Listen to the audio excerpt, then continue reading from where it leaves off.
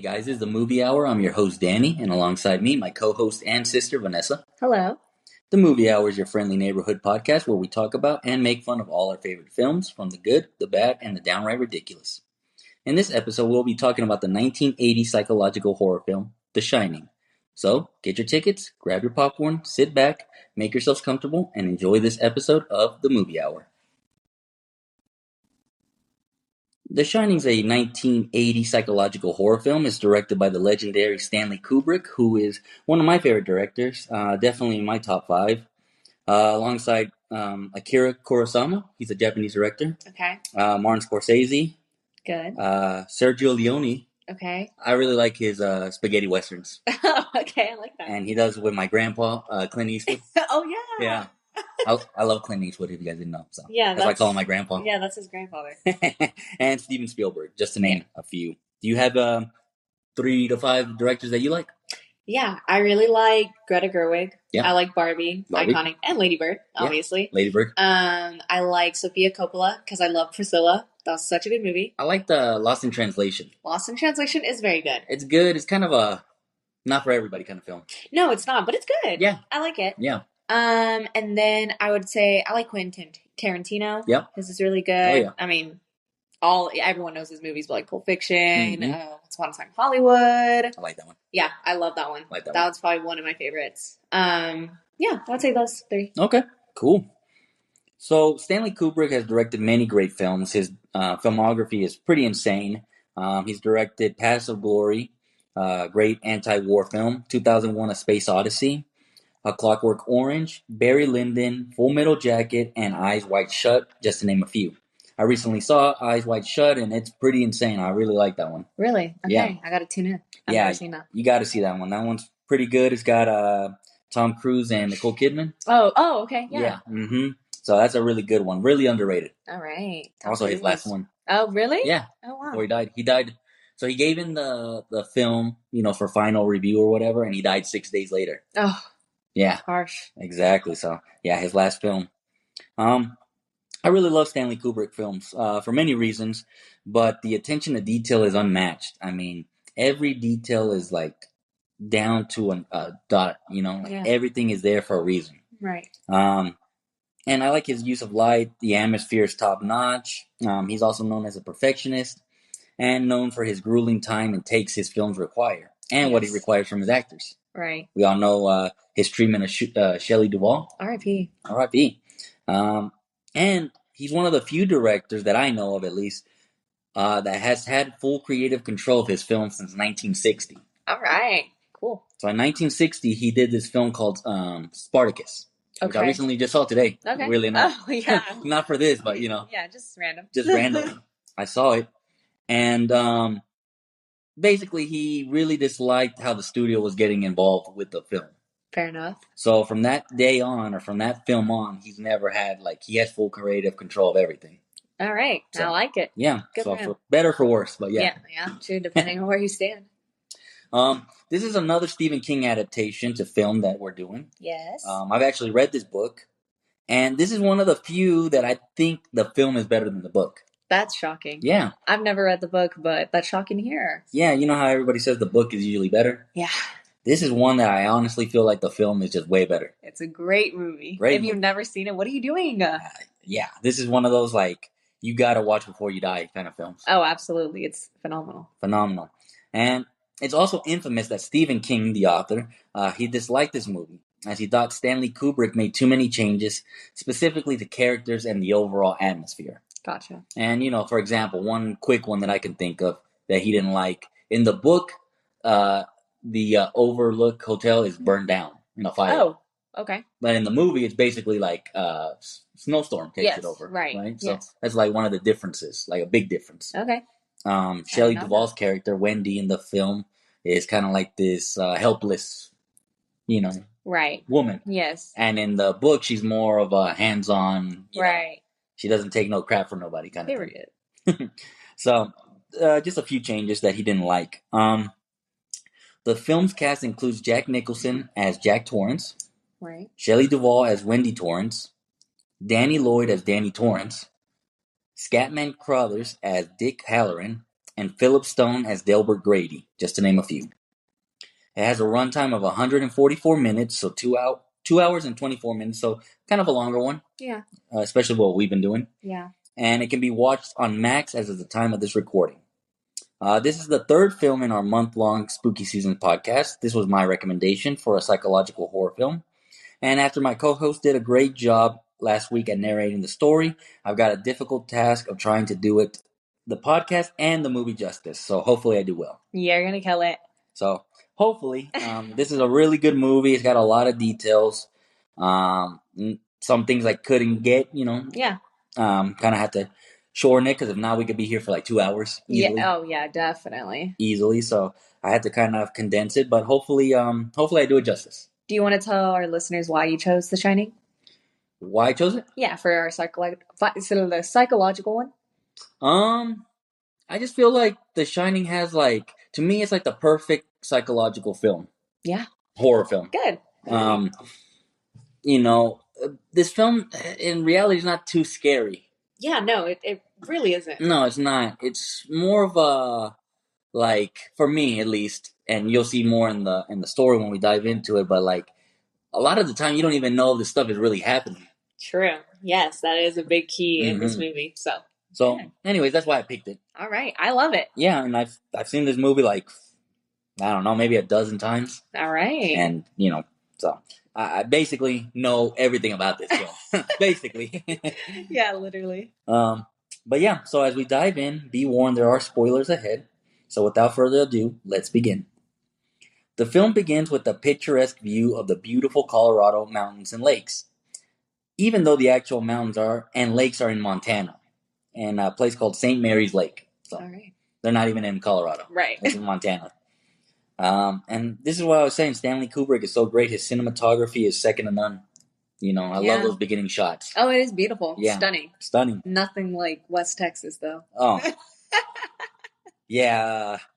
Jack is missing this nice, flat, dusty. I know, man. He's paradise. Yeah, I know. Gosh, they don't know what they're missing over here.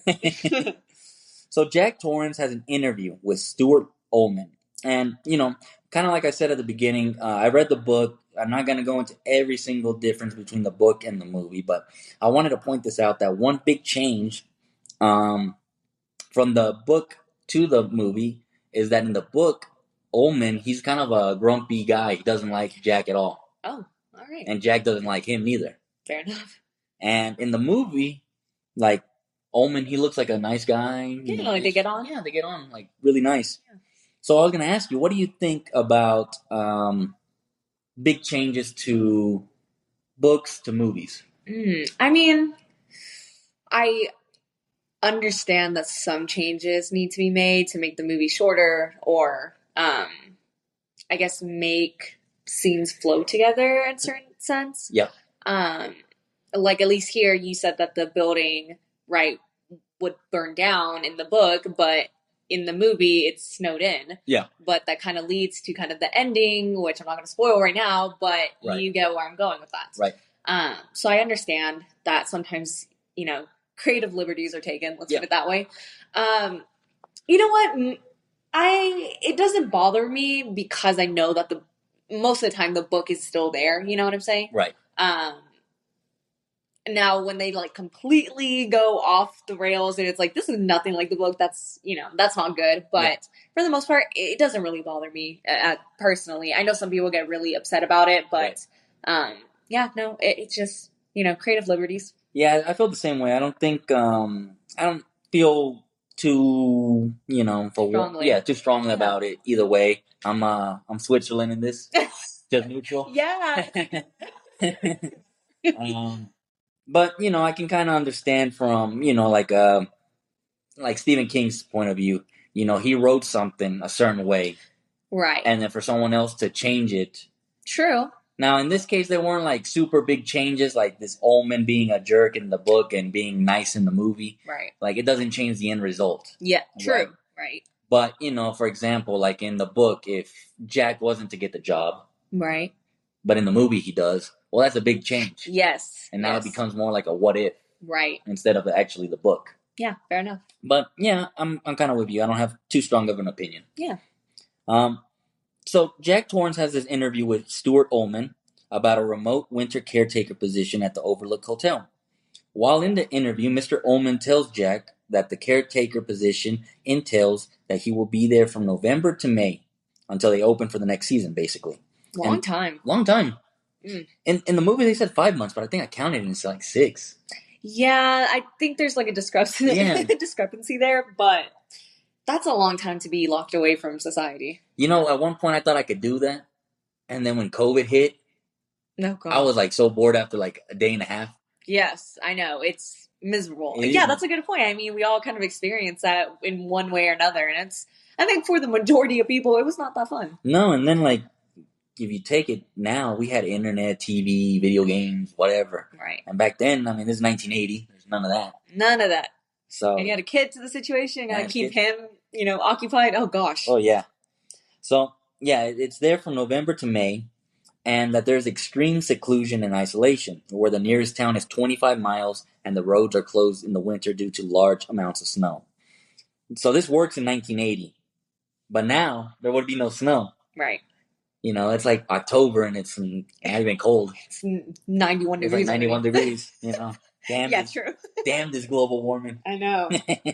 So, Mr. Ullman advises Jack that the previous caretaker, Charles Grady, remember this name, killed his wife, his 2 young daughters, and himself in the hotel a decade prior, going insane, basically. And I love that, like, in this whole scene, Jack Nicholson has this, like, crazy look in his eyes. Yeah. Like, he's already crazy. Yeah. You know? Yeah. Yeah, he does have that look like, okay, you don't want to step too far, with this guy. No, he's already, like, mentally unstable. Yeah, I know. Well, you know what? To do this job, you got to be crazy, I think. I think so, too. I mean, I understand being desperate for money and thinking, like, oh, I just need solitude for, to do X, Y, Z, but yeah, not a good idea. Not a good idea. So, meanwhile, in Boulder, Colorado, where the Torrances live, Jack's son Danny has a premonition while brushing his teeth.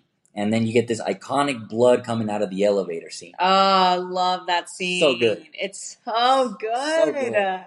So good. So good. And he also has visions of the Grady girls. Yes. Right? Iconic. Those 2 girls have been parodied so much. Yeah, they're iconic. They're iconic, yeah. Like, I was thinking about doing that for Halloween. Too bad I don't have anyone else to dress with me. Being one of the girls. Yeah. I might as well. They're iconic. They are iconic. They're scary. Yeah, Just they see are. them, it's like, ooh. I think anytime like kids are involved, they're scary. Yeah. You know? Yeah, it's a little creepy. That's a why, little like, unsettling. Yeah. That's why I think like Children of the Corn works. Yeah, right. It's just yeah. creepy, you know? Yeah. So anyways, while having these premonitions, he also finds out that Jack has gotten the job and later has a seizure. So basically, he has this telepathic ability, and it's manifested itself as Tony, what he calls the little boy in his mouth. Yes. The Torrances just think it's his imaginary friend, but it's his ability to see, I guess, into the future and also to communicate with other people that have this ability. Yes. The doctor then makes a house call. And this is where it shows its age, because yeah, I was gonna say, yeah, definitely house calls. What are you talking about? They don't do that no more. Yeah, that's not a thing. Where Jack's wife Wendy tells the doctors about a past incident where Jack accidentally dislocated Danny's shoulder during a drunken rage. As a result, Jack has been sober ever since. Right. Right. The Torrances family is now traveling to the Overlook Hotel on closing day. We also get a glimpse of Jack kind of being a little bit abusive, or he has these tendencies, I guess. Right. Just with the tone and just kind of how he talks to Wendy and Danny. Yeah, he's kind of like disconnected. Disconnected. That's a good word. I like that. Like he's there, but is he really there? Right. That's a good word. I really like that. And also, it's like he's very morbid in the way that he's talking about, in this case, more cannibalism. Oh, yeah. Mm-hmm. And, the kid is, what, like 6 years old? Yeah. Something like that? Oh, yeah. Like, he's a young kid, so it's kind of weird that you're talking about something like that. Yeah, it's a little heavy. It's a little heavy. We save that for 7. No, yeah, come on, man. Come on, have some decency. Yeah, dude, what are you doing? So, when at the hotel, Jack is waiting in the lobby, and I wanted to see if you caught this, but did you see what he was reading? No, I didn't. He was reading a Playboy. Oh, was he? Oh, that's funny. I didn't catch that. If you look, he's reading a Playboy. Again, telling of the time. That's like not really a thing anymore. Having Playboys in a hotel lobby. Yeah, classy. That's you know. funny. So Mr. Ullman begins taking Jack around the hotel, including the hedge maze, and we also find out that the Overlook Hotel was built in 1907 on a Native American burial ground. And this is such a cliche for Stephen King. I mean, I think he's done this in like Pet Cemetery. Oh yeah. I feel like there's another film where this occurs. Listen, he has, he sticks to what he knows. Yeah, exactly. I respect it. Hey, it works for him. Yeah, exactly. Danny, in the meanwhile, is in the game room and he sees the Grady girls in a vision. And this is just a recurring thing that happens throughout the film, where he keeps seeing these girls. While showing the Torrances the ballroom, Mr. Ullman informs Jack that the ballroom is empty of all alcohol in the off-season. Again, this is an important detail, so remember this later. There we are introduced to the Overlook's head chef, Dick Halloran, who begins taking Wendy and Danny around the kitchen, the freezer, and the pantry. And he also has a telepathic conversation with Danny, even calling him Doc, which is a nickname only his parents call him. And he asks Danny in this telepathic conversation if he wants ice cream. Yeah. And I love this because Danny's like, hell yeah, I'll take some ice cream. Yeah, I like ice cream. I'll take a chocolate ice cream. Yeah, I like chocolate. Halloran informs Danny on a telepathic ability the two share, which he and his grandmother call shining. Oh, he said it. Yeah, he said, he said it. He said it. Don't you just love it when they say the film's title in the movie? It's so good. It is good. Halloran tells Danny that the hotel also has a shine due to residual bad energy that happened from past events, basically. Yeah. Danny asks Halloran about room 237 and whether he's afraid of it. Halloran warns him to avoid room 237. And the reason I bring this up so much is that there's so many conspiracy theories. If you look on YouTube, you can find, I don't know, hundreds, but you can find dozens of videos on 237. Right. And yeah, there's just so much about it. Like, I don't know, people get into these crazy things because, like, any Stanley Kubrick film, you always go because he's such a perfectionist. Right. So it's like everything's there for a reason. That's how thorough he is. So, anyways, this is like one thing that they always talk about, room 237. All right, it's specific number. Yeah, but in the book, actually, it's room 217. Oh, all right. Don't know why they changed it, but there's got to be a reason, right? Yeah, there's got to be. And also, I wanted to mention that Dick Halloran, the actor, he's a musician in real life, not an actor. So when they did this scene, I read that it took anywhere from 88 to 148 takes. Oh, gosh. And that he was like burnt out. Oh, I bet, yeah. But that the actor that plays Danny, so the little boy, he was like fine. Oh, like he was bounce back, yeah. Yeah, he could do all these takes. Wow. And the older man, he couldn't. Yeah. Yeah, so. That's crazy. I didn't know that one. Yeah, so anyway, just throwing that out. All right, fun fact. Yeah, fun fact. I got a bunch going, here and there. So a month passes and we get this amazing shot and sound design of Danny riding his tricycle around the Overlook Hotel. And he's going over a carpet, and I just love the sound and the shot that it is. The sound is so good. Yeah, I like it. Yeah, it's ASMR. Yeah. Yeah. Yeah. Wendy takes Jack breakfast in bed where he states that he loves the hotel and that he finally feels like he belongs. Foreshadowing. Ooh, creepy. Jack is not taking full advantage of his time and has writer's block and spends his time waking up late and throwing a wall ball. Yeah. Well, basically. You're there for a while. We got a little bit of time to go. Yeah. Wall ball. I just like that he was saying like that he needed all this time to make his script for his book, basically. Right. But yeah, he's not taking advantage of that. Yeah, let's just mess around a little bit. Let's goof around. He also takes a look at a model of the hedge maze where Danny and Wendy are currently running around in. On a random Tuesday, Danny is riding his tricycle and passes room 237. Don't go in there. Don't go in there. But he is unable to enter. Meanwhile, Jack is finally writing and his concentration is broken when Wendy comes in to tell him that a large snowstorm is coming in tonight and asking about how his writing is coming. Jack gets extremely angry and snaps on Wendy. So imagine, this guy is sober. Imagine when he's drunk. Oh, murderous. Yeah, imagine how nice this guy must be. Yeah, I know. What a pleasure to be around. And he puts Wendy down on various verbal insults. Now, After the large snowstorm hits, the telephone lines are down. Wendy is able to make contact with the station through radio, who advise her to keep the radio on at all times.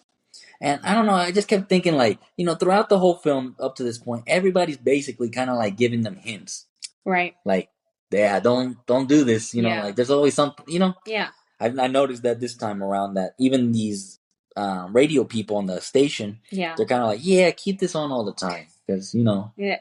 Things about to go wicked. Basically. And it might be because of the Grady incident. Yeah, definitely. Right. I would think so.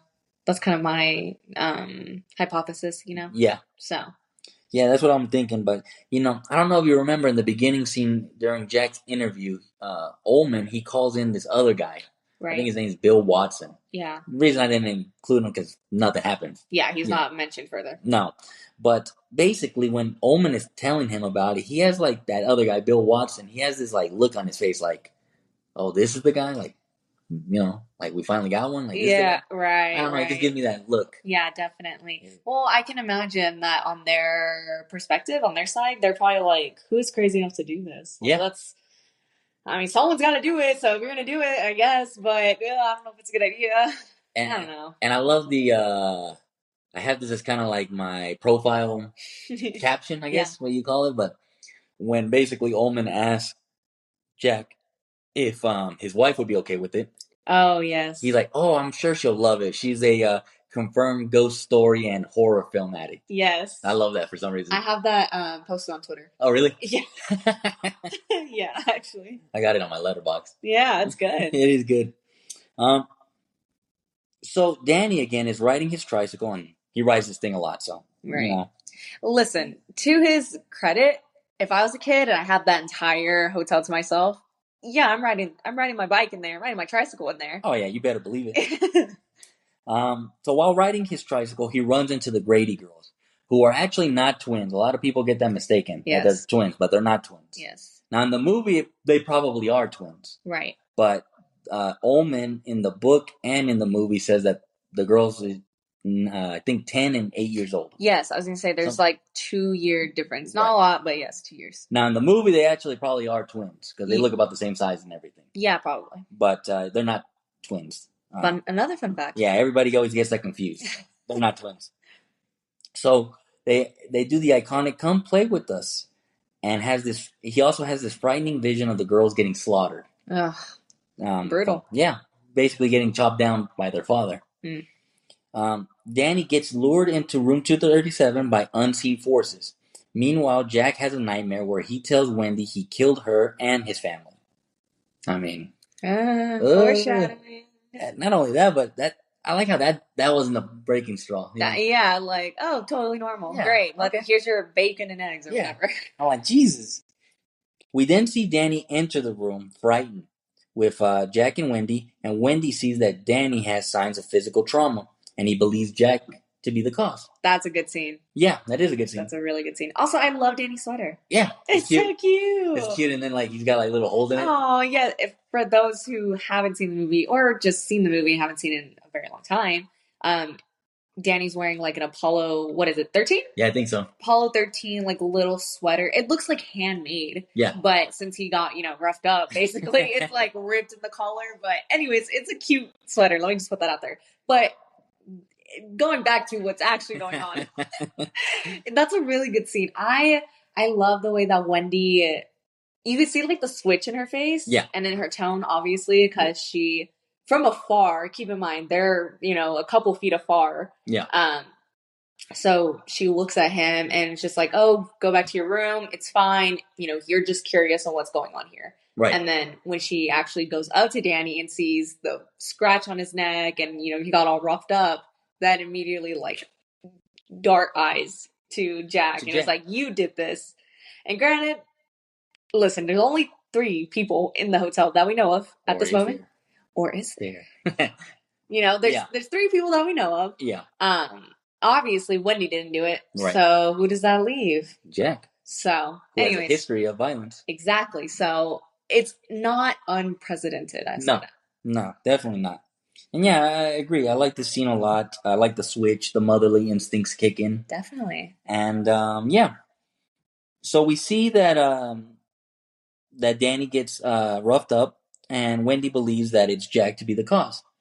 After being falsely accused of injuring Danny, Jack takes out his frustration and walks into the ballroom bar, where, again, all the alcohol's gone. Right. But he also states that he will sell his soul for a beer. Mm-hmm. And magically, this bartender, who I'm going to be calling a ghost, Yeah. right, named Lloyd, appears.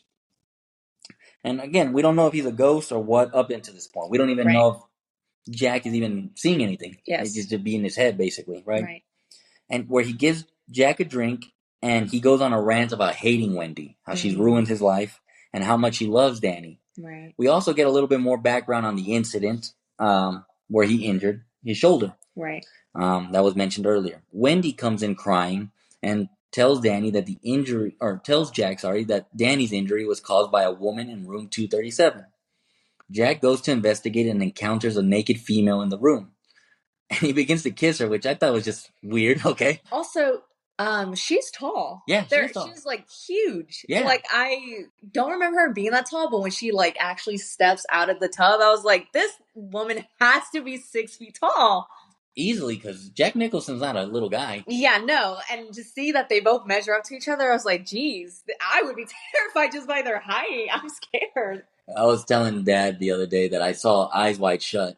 Okay. And anyway, like I said, it has Nicole Kidman and Tom Cruise. Oh, right. Well, she's a tall woman. Oh, okay, right. Like, I don't know. She has to be at least 5'10", if Okay. not taller. Right. And, you know, Tom Cruise is like 5'6", 5'7", maybe. I like Tom Cruise. Yeah. And I was saying, like, at the beginning, it's like they got a little height difference, and then throughout the movie, he just keeps getting shorter and shorter. That's so funny. I love that. Yeah, so, yeah, that is a good point. Yeah, she is tall. Yeah, so I'm scared. Yeah. But anyways. So, he begins kissing the woman and caressing her, but notices in the mirror that she's actually an older woman and her body's decaying. Ugh, gross. After seeing that, he basically gets scared and runs out of the room. We are also transported to Dick Halloran, who was the cook. Yes. Right? Head chef. Head chef, yes. In his house in Miami, watching the news about the snowstorm that hit Colorado. But he gets a telepathic warning from Danny, basically kind of telling him what's going on at the hotel. Yeah, things are getting wicked. Yeah. Come now. Yeah, things are getting, exactly, they're getting wicked.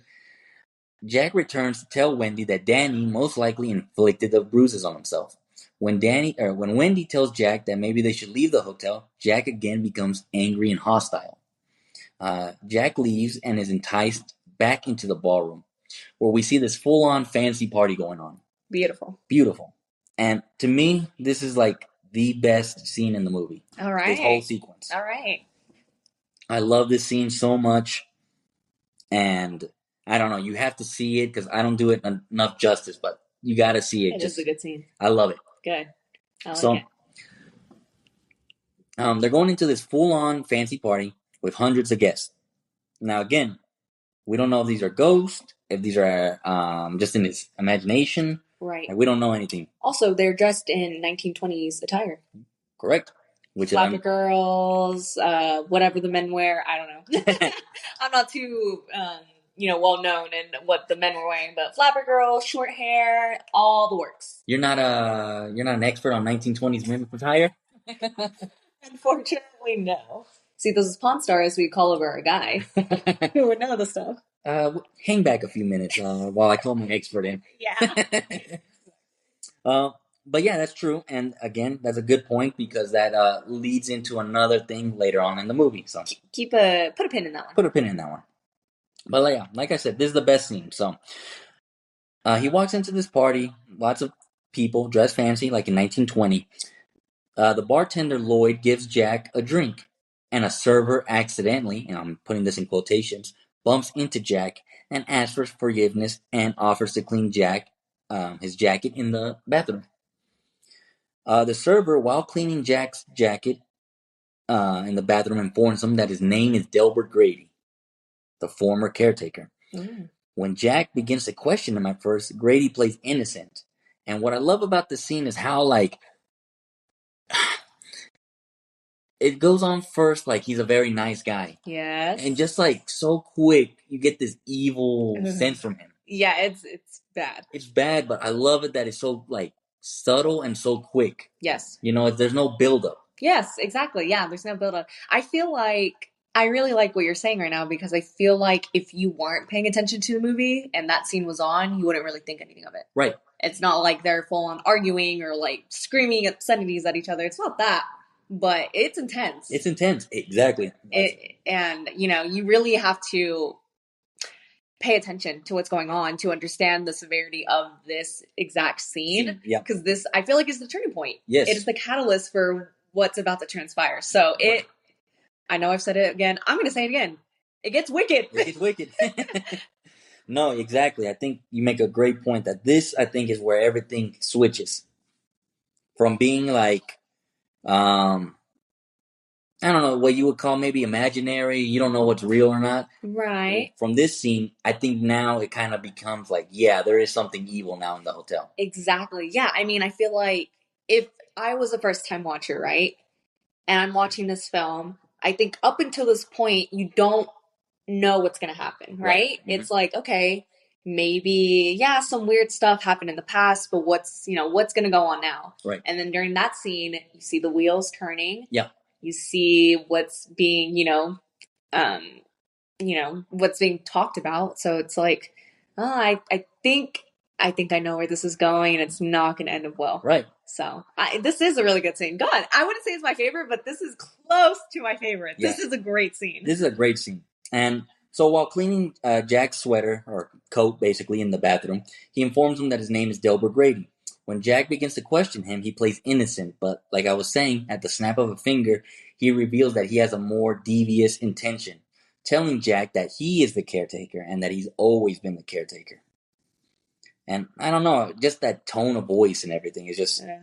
It's not even that he's like talking like louder or anything. It's just it's just the like conviction in his voice. Yeah. Like, I've always been the caretaker. And it's like, what? What?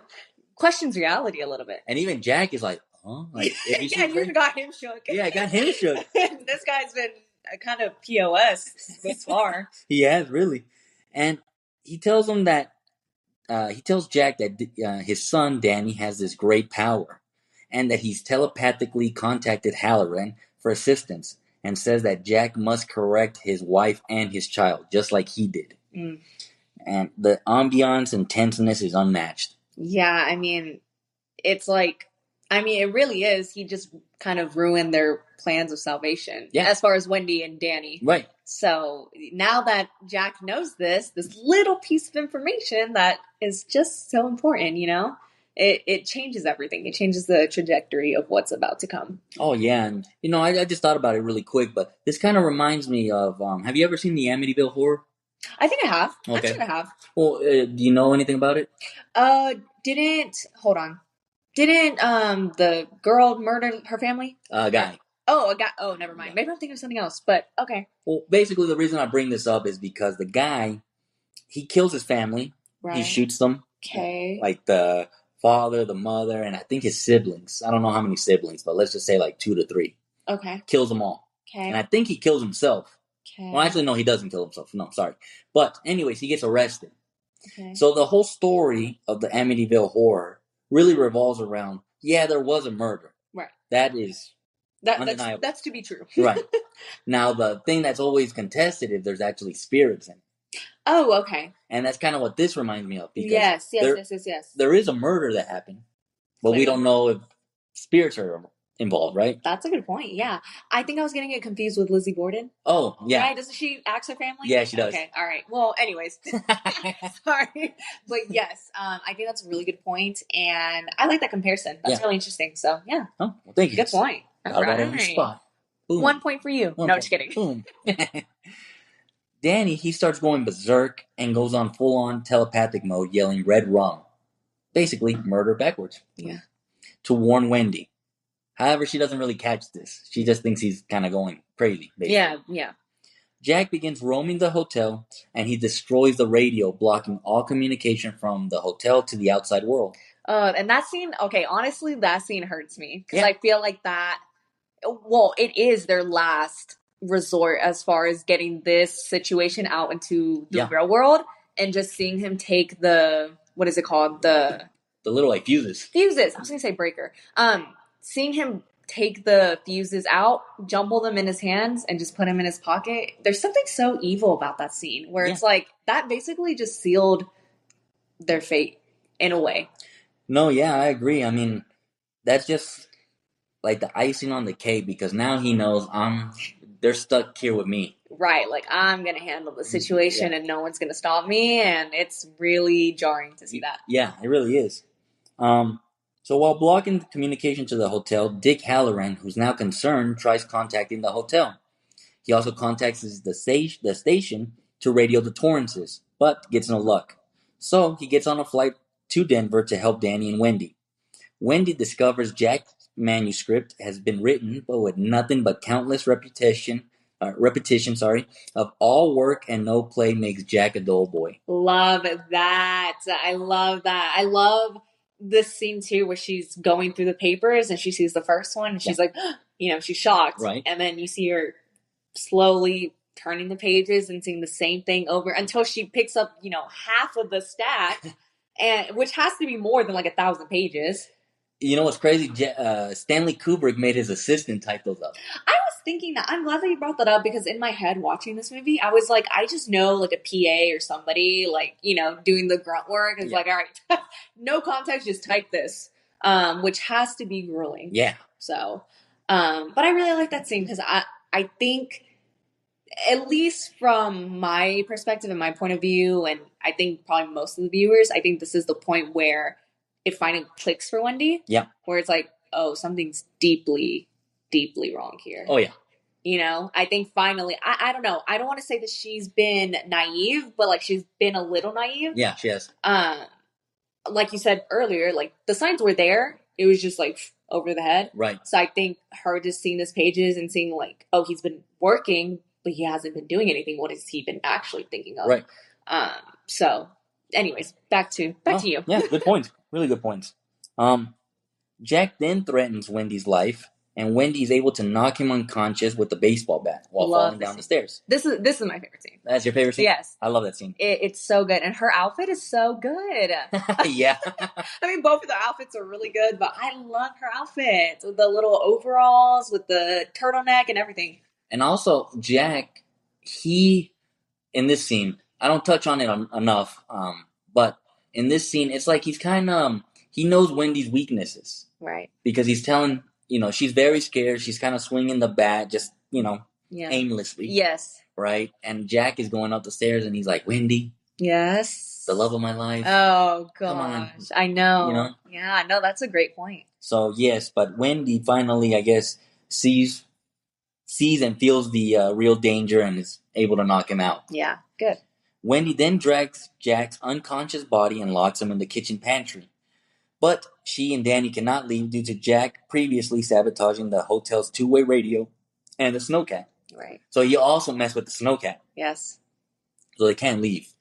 They're stuck. Yeah. They got no communication and they got no ways of safe travel. Transportation. Yeah. Yeah. Back in the hotel room, Danny says red rum again repeatedly, but this time he writes the word in lipstick on the bathroom door. Wendy sees the word in the mirror and finally realizes what it actually means. It spells murder backwards. Right. Jack is awakened and freed by Grady. So, kind of like I was saying, up until this, I think this is actually the real point, but up until this point, we're not even sure if these are ghosts or just figments of imagination. Yes. But here, I think this is where we actually see that there are ghosts because they freed him. Yes. He was locked in the pantry. Yeah. And suddenly, I know I keep saying this, but I love this scene too because I love the dialogue. Yeah. Where he's talking to this supposed ghost, right? Grady.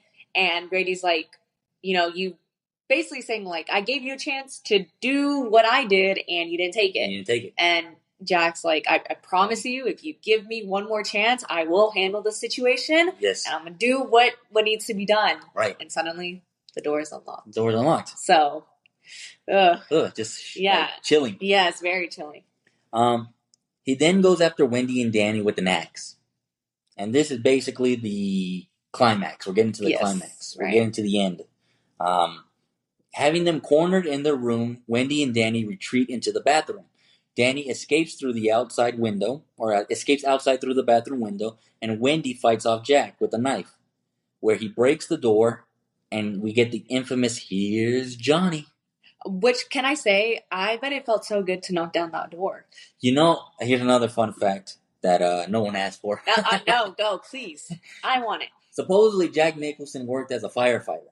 Okay. So he was really good at breaking the door. Nice. So he could actually break it down in like one shot. Oh, gotcha. But that didn't work for the film. So I think he had to do it like over 30 times. Oh, wow. So that's 30 doors that they had to put in there.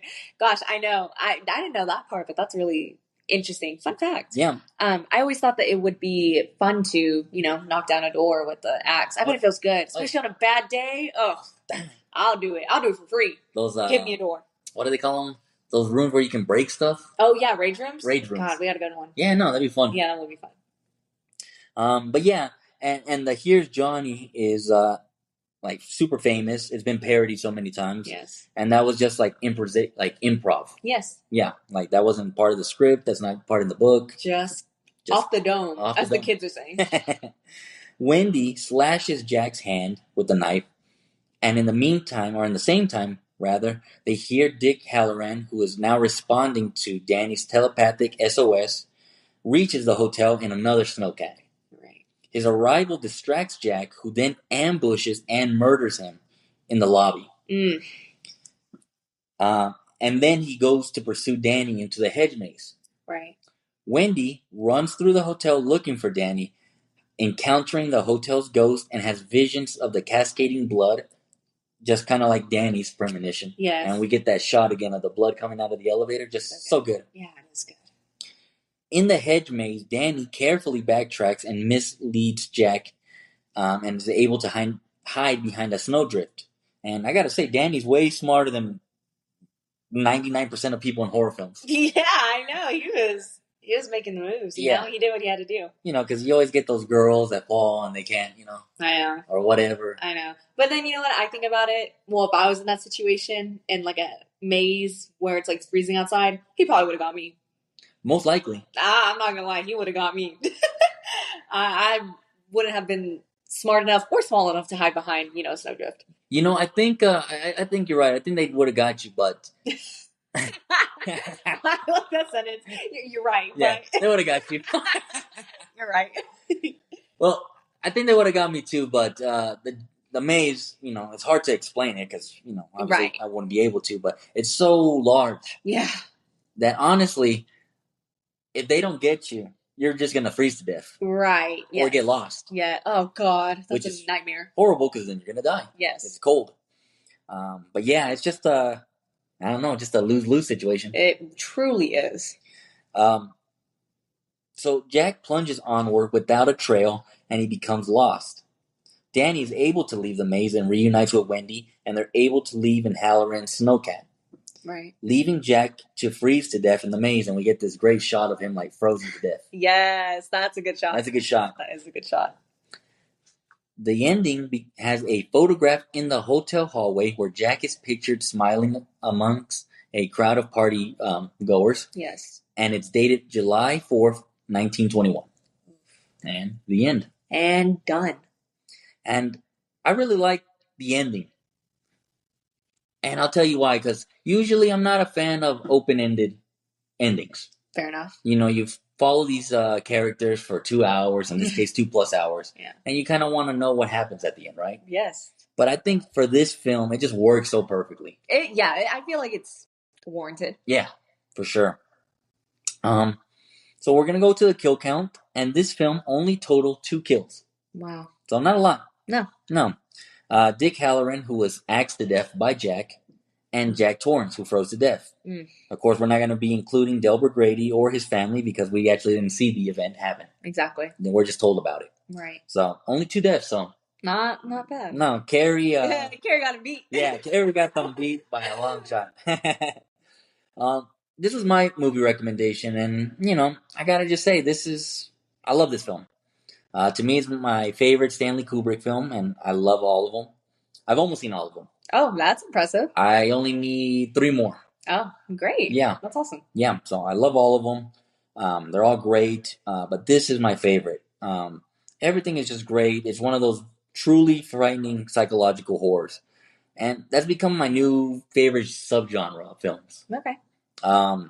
We watched Rosemary's Baby. Love that movie. And we love that one. Yes. And I actually, talking about that one, I watched another Roman Polanski film, and it was called The Tenant. And anyways, there's this one scene where this young girl, she's like asleep, Okay. and she like starts opening her eyes, and as soon as she opens her eyes, she sees Roman Polanski Oh my gosh. because he's like in the movie, right. he's acting. Okay. And I was like, hell yeah, I'm scared too. I'm scared too. I'm freaked out. That's a good thing to wake up to. That's any young woman's worst dream, seeing Roman Polanski. Literally.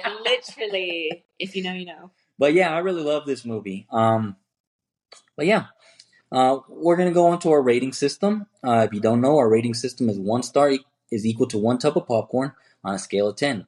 I'll let you go first. I give this movie a whopping 10. 10 out of 10. Woohoo. 10 out of 10. Woohoo!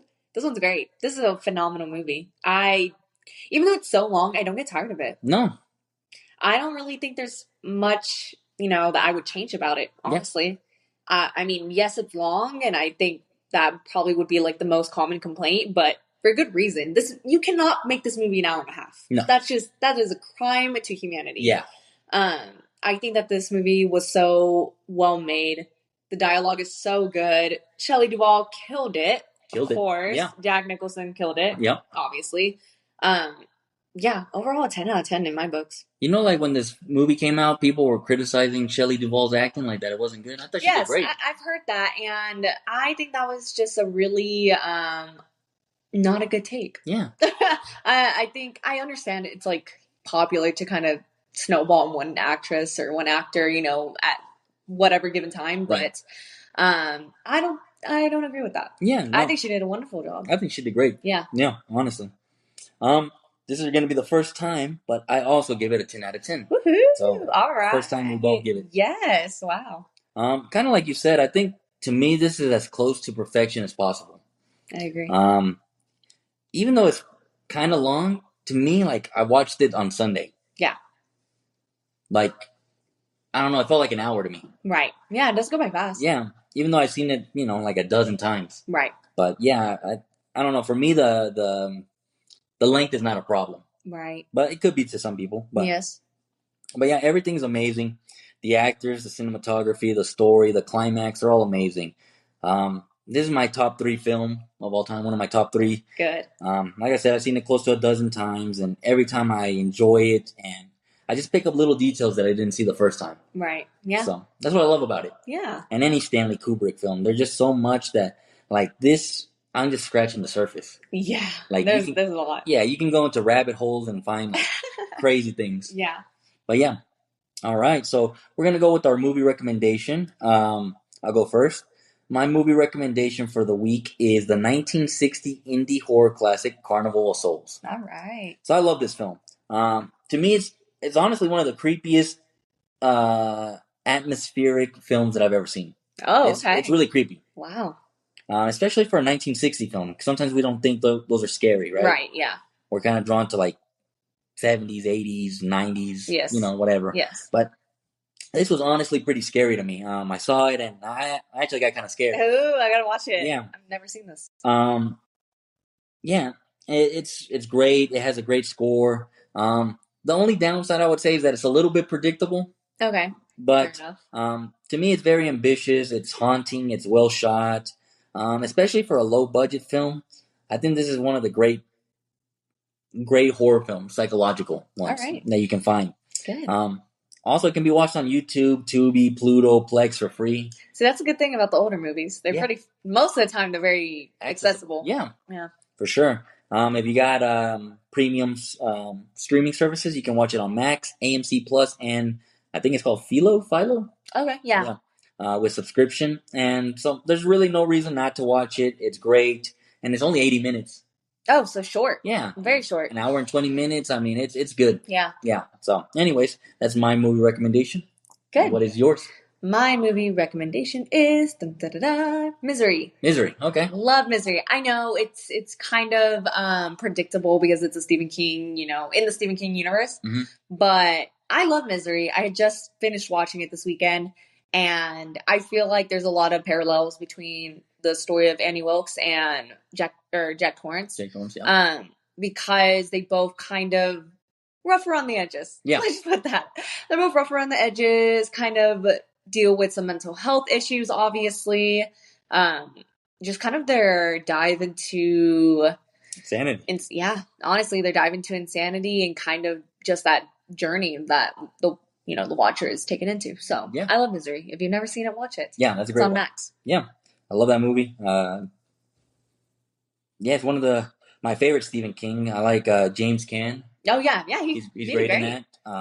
Kathy Bates, yes, iconic. Yeah, she is that girl. She's amazing. Yeah, the girls are not doing it like her. What did she say? Cock-a-doodie. Cock-a-doodie-doo. So, as stated in our previous podcast, for the entire month of October, 5 weeks of 5 podcasts, every Thursday available on our YouTube channel at The Movie Hour Podcast, we will be reviewing our favorite horror films. We finished doing a comedy horror, a supernatural, and now a psychological. Next, we will have a demonic and a slasher type horror review. All right. My co-host will be narrating the next podcast again, so very exciting. I'm excited. Yeah. We have a great modern horror film. Yes. So, in my opinion, the best modern horror movie. Oh, wow. Yeah. This is one of them. I probably have to agree with you. Yeah. I mean, this is like a catalyst for a lot of other movies, I feel like. Yeah. I'll just say that without saying the name of the movie, but it spawned like an entire, basically, universe. Literally. And so good. And these came out in the 2010s? Yeah, I think this one came out in 2014, so 2014 onward. Man, this is just my time. Yeah. The 2010s were my time. Yeah. Well, I can't think of another good horror film.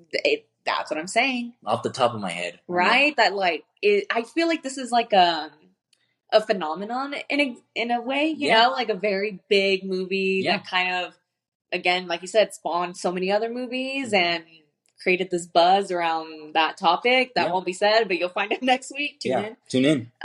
So yeah, I'm excited. Yeah, no, it's gonna be good. Yeah. I like that film a lot. I like most of the films in the universe that it's involved in. So yeah, it's gonna be good. So tune in next Thursday to hear it. Do you have anything else you like to add? I do not actually. I feel like we talked everything out. Yeah, I think so.